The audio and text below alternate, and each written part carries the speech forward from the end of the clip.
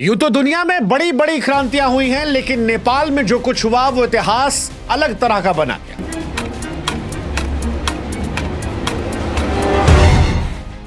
क्योंकि नेपाल में जेनजी ने 36 घंटों में सरकार को गिरा कर रख दिया।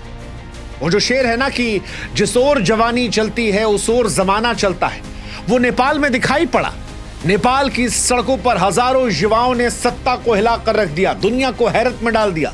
13 से 28 साल के जेनजी ने ऐसी ताकत दिखाई कि प्रधानमंत्री देश छोड़कर भाग गए, मंत्रियों के घर आग के हवाले हो गए, संसद धधक उठा, होटल जल रहे थे, नोट सड़कों पर उड़ रहे थे, सड़क पर युवाओं की भीड़ नजर आ रही थी। और यह कोई साधारण आंदोलन नहीं था, यह एक ऐसा डिजिटल तूफान था जिसे बिना किसी नेतृत्व के नेपाल के 7 प्रांतों और 77 जिलों को आग की लपटों में लपेट लिया।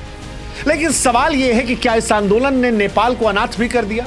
सवाल यह भी कि नेपाल अब किसका है, क्योंकि 17 सालों में 15 बार प्रधानमंत्री बदलने वाला नेपाल आज अनाथ खड़ा है। अनाथ क्यों कह रहे हैं?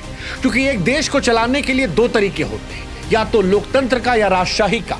लेकिन आज नेपाल में ना लोकतंत्र की पूरी साख बची है, ना राजशाही का कोई नाम लेवा। सवाल यह है कि नेपाल किसका है? कौन चुनेगा नेपाल की अगली सरकार? क्या वो नेपाल की जनता होगी जो अपने नए सियासतदानों को चुनेगी? क्या वो अमेरिका, चीन जैसे बाहरी ताकत होंगे जो नेपाल में कुर्सी पर कौन बैठेगा, नेपाल कौन चलाएगा, उसको तय करेंगे? सवाल यह भी कि जिस सेना ने नेपाल की कमान को संभाला है, क्या वो पाकिस्तान की तरह अपने अंदर महत्वाकांक्षा तो नहीं पाल लेगी कि हमें ही सरकार चलानी है, क्योंकि जनता जो है वो राजनेताओं से या राजशाही से खुश नहीं है? या फिर नेपाल के वो मेयर जिनके बारे में कहा जा रहा है कि इस क्रांति को असली आवाज उन्होंने पीछे से दी, और वो मेयर जो टाइम्स मैगजीन में टॉप 100 में आए, वो नेपाल के अगले प्रधानमंत्री बन जाएंगे। नेपाल का अगला प्रधानमंत्री कौन बनेगा, इसको हम आपको बताएं उससे पहले हम आपको बताते हैं कि बीते 17 सालों में नेपाल को कैसे 15 प्रधानमंत्री बने। दरअसल नेपाल एक ऐसा देश है जो राजनीतिक तौर पर हमेशा अस्थिर नाव पर रहा। 2008 में नेपाल में राजशाही का खात्मा हुआ, देश ने लोकतंत्र अपनाया, लेकिन सत्ता की कुर्सी पर टिकना तब से किसी के लिए आसान नहीं है। 17 सालों में 15 प्रधानमंत्री, और यह आंकड़ा अपने आप में इस देश की राजनीतिक अस्थिरता की कहानी को बयां करता है। 2008 में पुष्प कमल दहल प्रचंड वो बनते हैं प्रधानमंत्री, 16-17 में बनते हैं, 2022 से 24 के बीच में भी वही रहते हैं। माओवादी नेता प्रचंड कई बार सत्ता संभालते हैं, लेकिन जब आते हैं तब बाहर भी जाते हैं। माधव कुमार नेपाल कम्युनिस्ट पार्टी के नेता, इनका कार्यकाल भी विवादों में रहा। झलनाथ खनाल 2011 में सरकार बनाई, तुरंत चली गई। बाबूराम भट्टाचार्य 11 से लेकर 2013 तक माओवादी विचारधारा के थे, लेकिन स्थिरता नहीं दे पाए। खिलराज जो थे वो 2013-14 में आए, राजनीतिक चेहरा। सुशील कोइराला नेपाली कांग्रेस के नेता जिनका कार्यकाल छोटा रहा। फिर आए केपी शर्मा ओली, वही जो इस बार भाग कर गए हैं। 2015 में प्रधानमंत्री बने, 18 से 21 में भी थे, फिर 25 से बने। कई बार आए, लेकिन भ्रष्टाचार के दलदल में हमेशा डूबे रहे।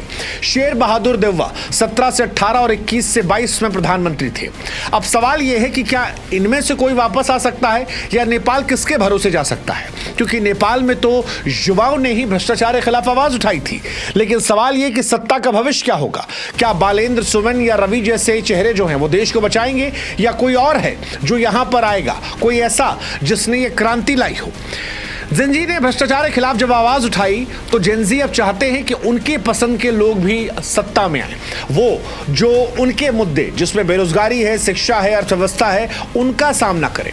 अब ये कौन कर सकता है? ये वो कर सकता है जो क्रांति के पीछे का चेहरा हो। अब कौन नायक है? यह आंदोलन कहने को तो बिना औपचारिक नेतृत्व के शुरू हुआ, लेकिन कुछ नाम सामने आए हैं जिन्हें युवा इस क्रांति का चेहरा मान रहे हैं। ये वो लोग हैं जिन्होंने अपनी लोकप्रियता और प्रभाव से युवाओं को प्रेरित किया, और इनमें सबसे बड़ा नाम है बालेंद्र शाह का। सवाल यह है कि बालेंद्र शाह कौन है? 35 साल के बालेंद्र शाह फिलहाल काठमांडू के मेयर हैं। नेपाल के सबसे चर्चित यूथ आइकन हैं। बालेन एक सिविल इंजीनियर से रैपर बने, म्यूजिक की दुनिया से राजनीति में गए, 2022 में काठमांडू के मेयर का चुनाव जीता और उसके बाद से लगातार चर्चित रहे। टाइम मैगजीन ने 2023 में दुनिया के 100 सबसे प्रभावशाली हस्तियों में शामिल किया। न्यूयॉर्क टाइम जैसे वैश्विक मीडिया ने उनकी कहानी को कवर किया। बालेन के गाने और उनकी बेबाक छवि ने युवाओं को जोड़ा। इस क्रांति में भी कहा जाता है कि उनकी अहम भूमिका रही। उन्होंने ही सोशल मीडिया के जरिए युवाओं को प्रेरित किया। उनकी लोकप्रियता ऐसी रही कि लोग उन्हें अगले प्रधानमंत्री के तौर पर देखना चाहते हैं। ये सबसे ज्यादा चर्चित नामों में से एक है। एक नाम सुमन श्रेष्ठ का भी चल रहा है। सुमन नेपाल की सांसद और पूर्व शिक्षा मंत्री रह चुकी हैं। सुमन की छवि एक प्रगतिशील और भ्रष्टाचार विरोधी नेता की है। युवाओं के बीच उनकी स्वच्छ छवि ने इस क्रांति का चेहरा बनाया है। कई मीडिया रिपोर्ट ये दावा कर रहे हैं कि वो भी प्रधानमंत्री पद की दावेदार हो सकती हैं। एक और नाम निकल कर आया है। बड़ा हैरान करने वाला नाम है रवि लामिछाने। रवि राष्ट्रीय स्वतंत्र पार्टी के चेयरमैन और पूर्व डिप्टी पीएम हैं। हाल ही में उन्हें जेल में रखा गया था, लेकिन जब यह आंदोलन हुआ और जेनजी ने कब्जा करना शुरू किया तो फिर उनकी जेल से रिहाई हुई। रवि की रिहाई के तुरंत बाद ललितपुर के नक्खू जेल से करीब 1500 कैदी भी रिहा हो गए। पुलिस ने चौकियां हटा ली और हालात बिगड़े हैं। हालांकि इनकी रिहाई ने युवाओं में जोश भरा है। उनकी बेबाक छवि और भ्रष्टाचार के खिलाफ लड़ाई ने युवाओं को नायक बनाया है। लेकिन इन तीनों के नाम की चर्चा के साथ एक नाम जो है वो आर्मी चीफ का भी चल रहा है, क्योंकि नेपाल आर्मी ने हस्तक्षेप किया है। आपातकाल और सुरक्षा का सवाल जो है, जैसे ही आंदोलन में आया, नेपाल आर्मी ने स्थिति को नियंत्रित करने की जिम्मेदारी ली।